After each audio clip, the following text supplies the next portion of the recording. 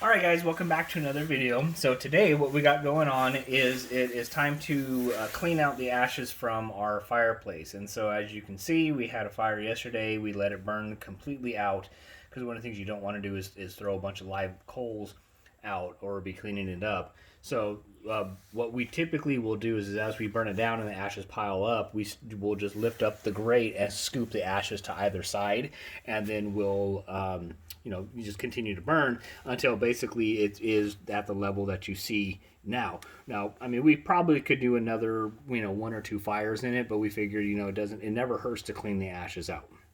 So the first thing that we're going to do is just move these pieces of wood that haven't fully burned, and I will definitely use these again because that means there's still a lot of good wood there. So I'm just going to set this off to the side and then lift my grate up and out of the way. Okay, and then I'll grab my trusty bucket and quite literally just start scooping the ashes out. And so a lot of the fireplaces and in big box stores will also sell you your basic fireplace tools. So on these ones, it has a brush, a shovel, the original matching one of like the claw, and then the standard poker. But in this one, our two original claw and poker broke, and so we ended up replacing it with these ones, which these ones are a little heavier duty, so we anticipate that these will last a bit longer. As these break, we'll probably replace those, and we'll go from there. So anyway, so grab your shovel and quite literally just start scooping the ashes out.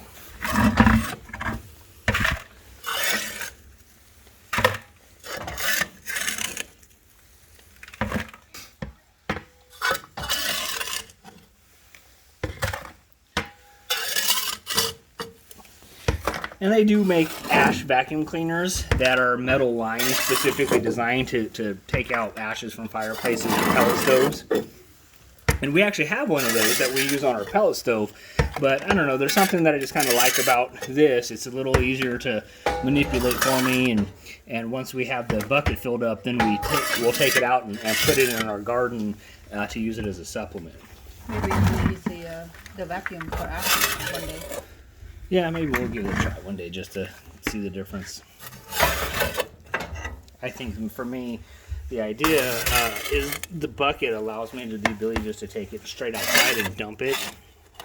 Whereas the vacuum, I'd have to take the vacuum part off and take the bucket out. And there's a lot of extra work between cleaning the ashes out of the fireplace versus dumping the ashes into wherever it is that you're going to dump them, whether it's in your compost pile or on your lawn or into your garden, or and so it probably would be faster to vacuum it, but it takes more time and more hassle to dump it. So anyway, so now that half of it is done, and it doesn't have to be perfect because really you're just going to burn and put more ash back in it. So what I'll do is just move the grate over to the other side, move the pieces of wood that we're going to save to the other side, and just repeat the process.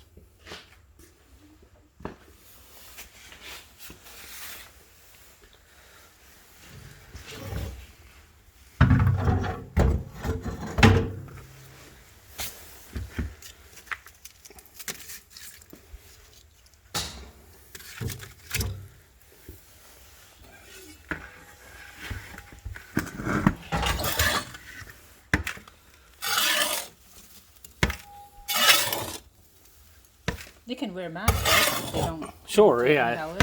You can mask. kind of see there's an updraft still, so it's actually sucking all of that particles out the chimney. But if you have any type of allergens or just want to be safe, absolutely you can wear a mask to help make sure that you're not breathing in the ash particles. I mean, that can't be good for you. I'm not a doctor, but I would feel safe in saying don't breathe that.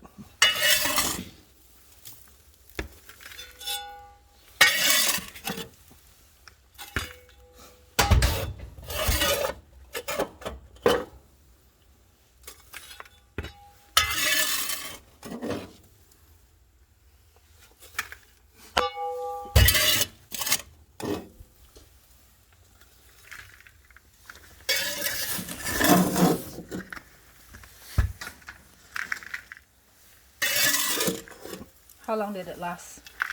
How many days did you leave it without? I would say we probably burn for about a week or so. This is a week worth of ash. Yeah, I say that's about a week's worth of ash.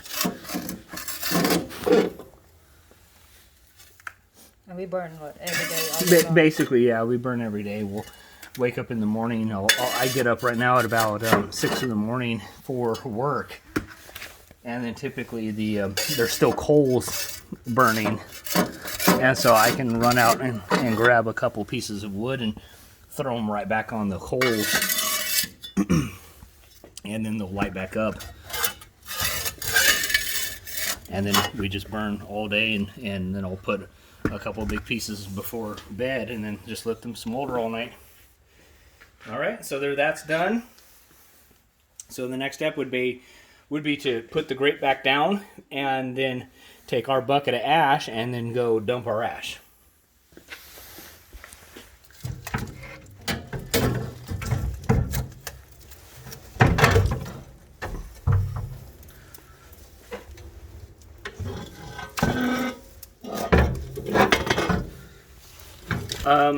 And this is great. This is like solid metal. So this thing is kind of heavy. So you definitely want to get a good angle on it and good position, because it's, like I said, it's not light. Okay, so that's ready to go. So the next thing we'll do to get the fire going is just building it like we normally do. Put the paper on it, put the sticks on it, and then the bigger wood, and then light it up, and it's ready to burn. Alright guys, so we got our bucket of ash, and for us, because we like to garden, we typically will put our ash either directly into our garden beds or we'll put it into our compost pile. But if you don't garden, it's actually you can put it on your lawn. This is going to add a lot of like lime and a lot of trace nutrients, trace minerals that plants really need to thrive and be good. And so as we burn throughout the winter, we'll start supplementing our growing areas first, because that's what we're more concerned with over our grass. But then we'll do our garden beds, then we'll move to our compost pile, and then if we have left over, we'll put it on, start putting it on our grass.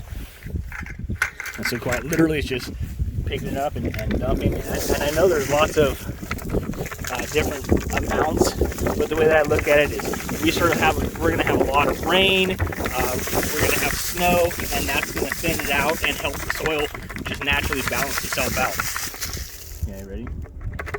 So, and what this is going to do, if you think about it, this is basically very similar to, say, like volcanic ash. And so islands that have lots of volcanoes, they, when their volcano erupts, it spews a bunch of ash all over the soil. But we know that those are also some of the most fertile and best growing areas that you can possibly find. So that's one of the things that. Alright guys, sorry about that. We had to pause the video for let a plane pass by. So, as I was saying, any of the volcanic islands will have a lot of ash spewed out, and that adds in so much minerals and nutrients and carbon and everything back into the soil, which allows the soil to be really fertile and nutrient dense. And so that's what we are effectively mimicking here. So just like that, any area where we grow, that's what we'll do. We'll just come and dump out all of our ash. And I typically am not going to hit the same area twice in one winter. So now that we've done this area, the next time we go to empty out our fireplace, we're not going to duplicate or we're not going to dump in the area that we just dumped, because we don't want to have too much ash and have it be overpowering or cause what's known as nutrient burn. So. Alright guys, so that's what we do when we burn. That's how we currently are cleaning out our fireplace, and then what we do with the ashes.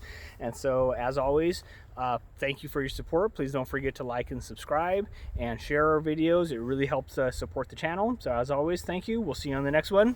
Thank you for your support.